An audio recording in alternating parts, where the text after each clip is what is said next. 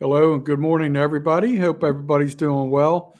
Um, I want to talk to you guys about you guys and gals uh, about something I did years ago that I got great pleasure in doing, and I just wanted to share some of the experiences I had working with and for a guy who became a friend, who was a sports celebrity. And his name was Dave Tiberi. Dave Tiberi was a professional boxer. His family, many of them were boxers. They were from Newcastle County, Delaware. A very tough family. Um, it was weird how I met him. I I had a girlfriend who was a Catholic school teacher in Pennsylvania, near the suburbs of Philadelphia, and she was a diehard Eagles fan. She taught first grade at a Catholic school, so I remember I was going through the lower end of Newcastle County, Delaware, and I stopped in a town called Odessa, which is State Police Barracks is right there in Odessa, and they had a fitness center in there. It was a facility that sold fitness equipment. I think it was called American Fitness. So I happened to pop in there one day. I was going south for some reason. I don't know why. I think I was going to Dover. I don't remember where I was going, but I guess it's irrelevant. But so I go in there and I run into Dave Tiberi. I had known of him, and so we get talking. We strike up like a friendship. He had like a business partner with him, and we started talking. So I thought it would be really cool to have uh, Dave Tiberi come talk to her class as a guest or something like that. So we kind of got talking on those lines, and I don't think that ever transpired, but some really good things did transpire from that meeting. So first, I want to tell you about Dave Tiberi, the boxer. He was really, really spiritual. Still is spiritual. The last I've heard, um, very much a God fearing man, Christian guy, and so he gets in a IBF middleweight championship fight with a guy named James Toney in Atlantic City.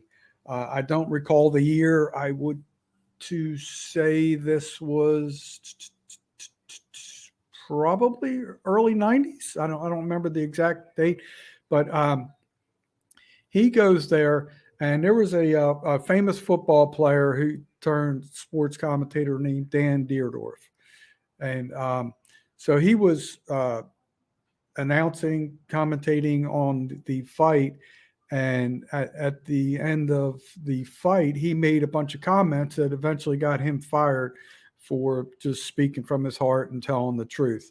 So Dave Tiberi went the distance with James Toney and beat the living daylights out of him in the fight. James Toney was carried out of the ring, and then the decision was made that James Toney won the fight.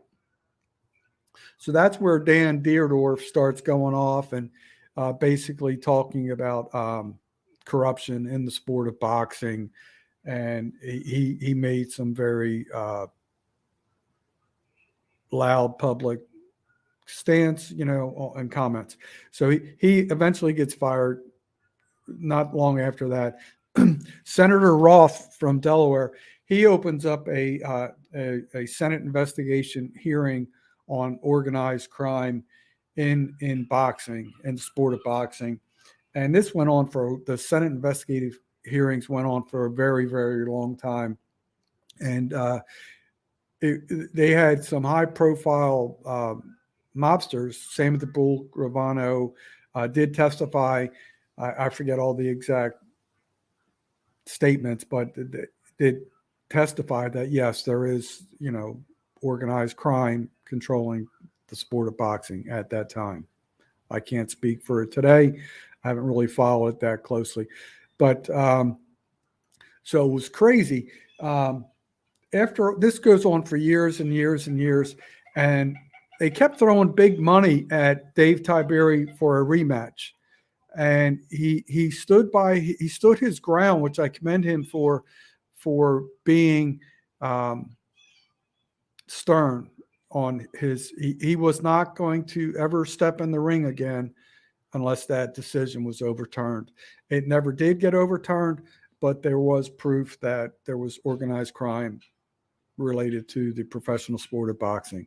So now we're going to go back to where I meet Dave Tiberi at American Fitness Equipment Sales Center. So we're talking, and he tells me he has a youth center in Belvedere, Delaware, which is a little tiny suburb of Newport. Newport's not a very big town, but so I go out to visit this youth center. It was it was like a section of an old community center, and it was like a low income neighborhood community. So it was really cool to see all the kids come together and have a place after school. Some of the parents, a lot of these kids were latchkey kids. So he did develop structure to the facility, which is really nice. He was able to get a lot of donations. He had a lot of contacts, a lot of corporate contacts, because he would do guest speaking, around the state of Delaware. So he had like MBNA, like IBM, DuPont. He did a lot of stuff with the Delaware State Police. So he had a lot of contacts and he got a lot of exposure to help these kids. I became very active in helping that youth center because it brought me great joy to contribute to other people. Despite the name of my channel, I know it's going to sound like an oxymoron type thing, but it's all about humor and how you address it. So I like to have my actions speak for themselves versus let people make assumptions. So I have no problem with the name of my channel because I know what I represent as a person and what I'm trying to bring to society and what I will bring in the future. So enough of that about me. But the Dave Tiberi Youth Center was really cool. He had like some video games in there, couches, tables. He was real big on having kids come after school and do their homework and stuff like that. There was TV, and he was able to get support. I forget the name of the church or Christian organization, but basically they were able to pay an annual salary for the youth center, whatever the title was, like general manager or whatever. So there was always like an adult supervisor there, monitoring the kids, make sure. And I think they went through a couple during that period of time. But so I was working. I had recently left dispatching for the Delaware State Police. I went into retail management. I was working for a company called AC Moore, and I was worked locally in Wilmington for a while, and then I was transferred to Broomall, Pennsylvania, which is not far across the line on the suburbs of Philadelphia. So I get talking to Dave Tiberi, and a lot of these kids were very rough. When I say rough, I mean they were not a whole lot of discipline in their families. They're low income type kids. Most of their family is not like a core family. Some parents were deceased, some were in prison. So you can get an idea. It was a very rough area. But Dave Tiberi was doing good things for these kids. So they were able to play sports, and there was a whole lot of things that were like gradually coming together. They was teaching the kids, just manners and how to excel in life, how to have role models, and just be a better person, in the future for their community and for themselves as well. So I finally get the idea. I said, hey, why don't we put on a Christmas party for these kids? And I said, I work with a lot of people, and I'm pretty sure we can get every kid sponsored to get a gift. I said, for us to make this happen, every child has to be sponsored. So he liked the idea. And at the time, I want to say there was 65 to 70 kids that would come into that youth center. Not all of them were full-time, but, kids would pop in periodically and stuff like that. So it was cool. They could meet their friends and hang out, do cool things. So through my work connections, because where I worked, we had probably 80 employees. I present the idea, and I worked with a lot of ladies, mostly ladies. They were all on board. So we, the first year we did it, we probably had, I want to say around 65 kids. Every kid got sponsored a new gift, and it was definitely a learning experience. It was very, very trial and error type thing. I end up sponsoring this Christmas party for the kids for 8 years consecutively. And so the first year, I'm pretty sure this was the first year, we get all the kids sponsored, and it wasn't as well regulated as what we did in the future, but every kid did get sponsored. We had a lot of food. We had cake, cookies, ice cream, and all this stuff. So the word gets out. I don't remember if it was Dave or the church or something, but they notify I know they notified the newspaper. I think they notified one of the local TV channels and all this stuff. So like I said, these kids were rough. They were, they all had good hearts, but they were rough, and they were pretty much street kids, to sum it up.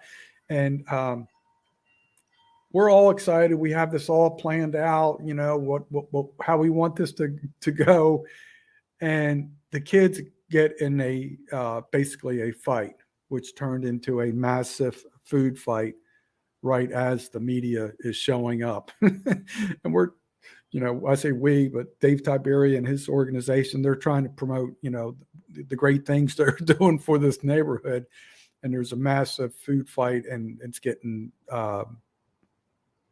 started to get violent till, we got it back under control, got everybody back in order. Then, we were able to proceed from there. And the rest of the night, on this first Christmas party did go well.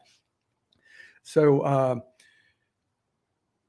so we learned a lot of things. We learned a lot of those kids, they don't want, like, I remember, like, it was just ridiculous. Some of the people have good hearts, but we had to keep the prizes. I'm trying to remember the dollar amount going forward after that first year. We learned a lot. So told everybody that the maximum amount you can spend on a kid is, like, I think it was like $20 or $15. I think it was $20.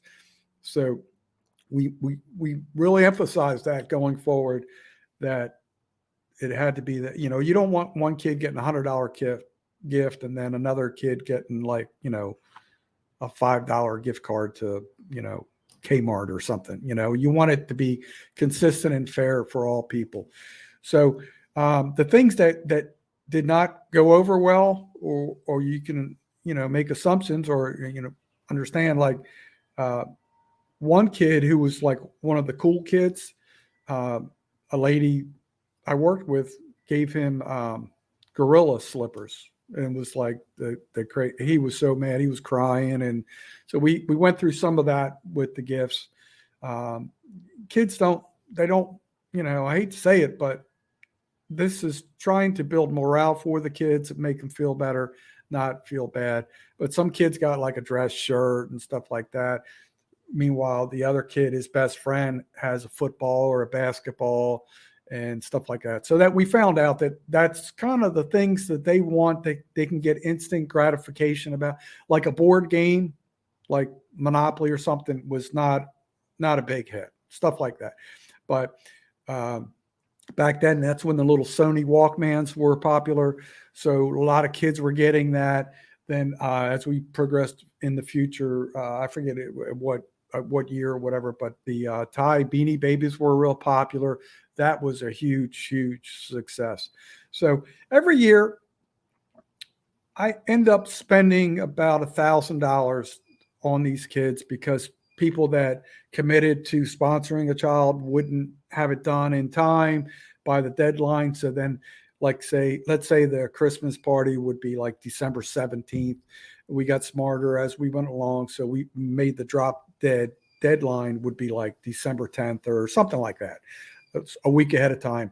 That way, if any lingering gifts would trickle in, I wouldn't be stuck holding the bag. But every year I end up spending like about $1,000 to help these kids. But I really enjoyed it.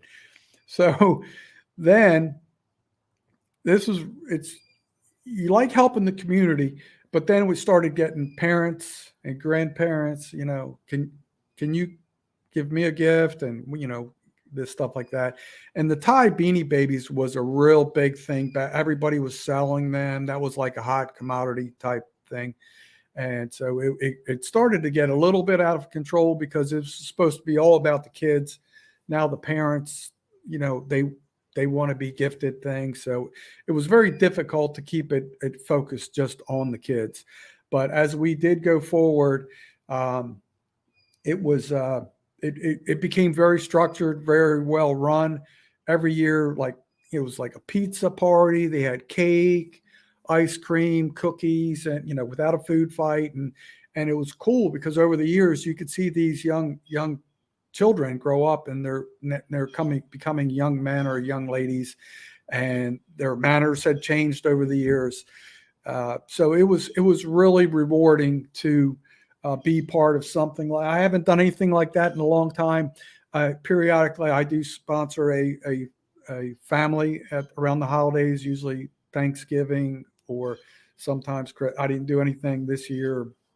But I like giving to others. I just feel I believe in good karma. But I don't know why I saw something on YouTube that made me think about the Dave Tiberi story, experience, and everything. And very, very good human being who stuck by his moral beliefs, his standards, and then it was able to expose organized crime in the sport of boxing at that time. So if you guys ever want to do an event where you're sponsoring kids or any type of fundraising or anything like that, I've done a lot of fundraising and organizing of different events.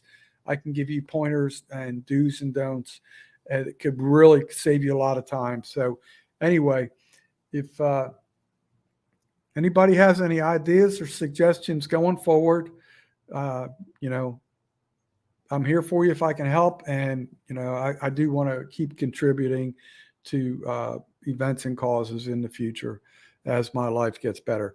Anyway, folks, peace out. Remember, always know your legal limits. Help people when you can. Be part of the solution. Don't be part of the problem. So we're going to end today's broadcast, and I hope to see you soon, and help people when you can. Peace out, folks. Peace.